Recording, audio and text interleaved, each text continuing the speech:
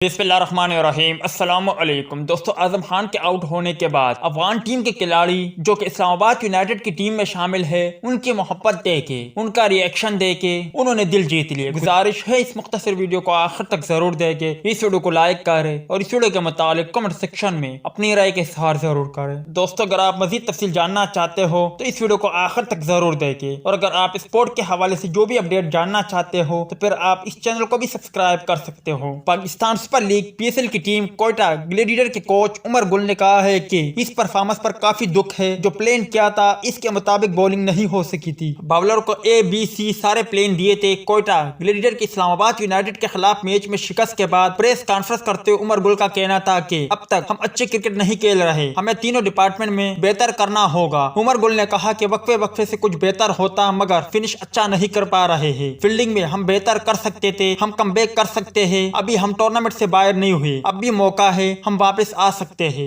आपको बताते चले कि गुज़िश्ता कल आजम खान ने इंतहाई तूफानी बल्लेबाजी का मुजाहरा किया। आजम खान ने 42 गेंदों का सामना किया, शानदार 97 रन बनाए। इस दौरान आजम खान ने 9 चौके जबकि 8 बुलंद दुबाला छक्के भी लगाए। आजम खान की स्ट्राइक रेट को देखे तो वो 230.95 रहा। ताहम जब 97 के स्कोर पर आजम खान आउट हो गए तो अव्वल तो ग्राउंड में ही सरफराज अहमद ने उन्हें गले लगाया। उसके बाद गुरबाज इंतहाई अबदीदा हो गए और वो अपने जज्बात पर काबू ना रख सके और पीछे की जानिब हट गए। उसके बाद जब आजम खान पवेलियन की जानिब आए तो तमाम खिलाड़ियों के साथ साथ गुरबाज ने उन्हें गले लगाया और उनको शानदार इनिंग्स और परफॉर्मेंस की मुबारकबाद दी, जिनके वीडियो सोशल मीडिया पर काफी ज्यादा वायरल हो रही है।